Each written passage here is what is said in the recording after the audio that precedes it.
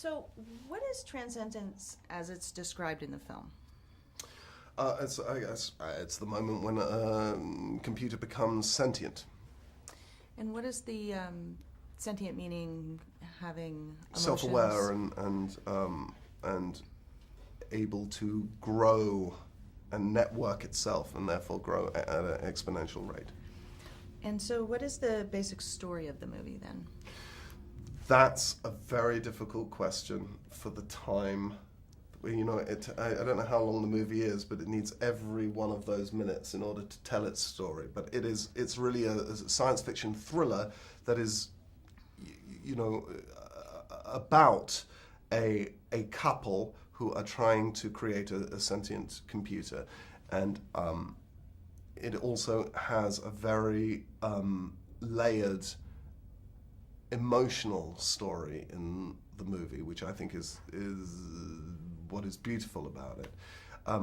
I can speak to my character and my involvement, which is that Max is their best friend, and in the film he's sort of the audience proxy, really. You're experiencing fear and trepidation at the same time as Max is, and he is helping them on this quest. They are trying to map the human brain in order to with the goal of creating a sentient computer. And Max doesn't believe that that is possible. However, on that journey thinks that amazing advances in our understanding of the brain and the medical applications that would suggest will be found. And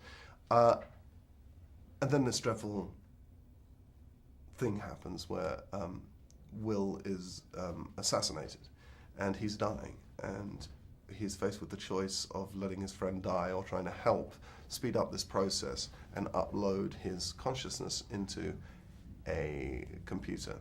And he does so, really against his own better judgment.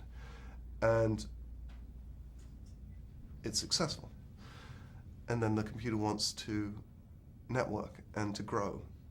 And the moment that happens, my character, Max, starts to get cold feet and wondering whether he has sort of unleashed a monster on the world. And the film is really watching that play out.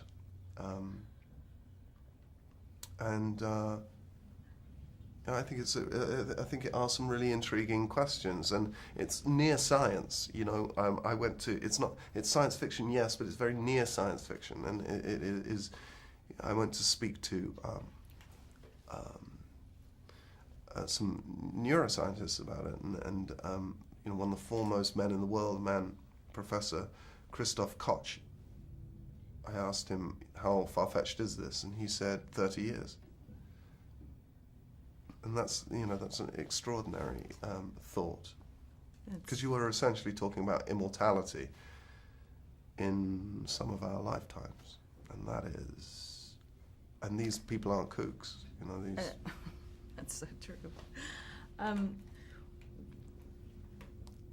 So, what does your character starts to get cold feet? But what is his feeling about artificial intelligence as it is? I mean, is he's for it, but he's feeling... Well, I think he's a scientist, so he's very much for technology. Right. But very much wants human beings to stay in control of it rather than the other way round. You know, Max is a Christian, and as such believes that there's a sort of divine spark that cannot be replicated by a computer, and I think he finds the idea of Will's computer being networked terrifying, but he's involved in the process because he doesn't think it's possible. He literally doesn't that is God-given a soul, and that it is impossible. Whereas Will and Evelyn believe that that consciousness will be able to be uploaded very much like a song on an iPod.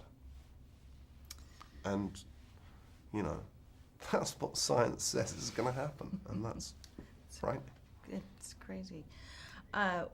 This is Wally Pfister's first directorial debut. How was it working with him? It was great. I mean, he's so it's great to work with somebody who has all of the enthusiasm of a first-time director, but with all of the experience of a seasoned professional in the business. And so that he was very much in control from the very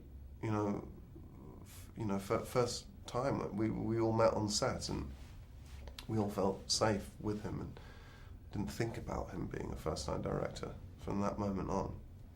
That's fantastic. All right, we're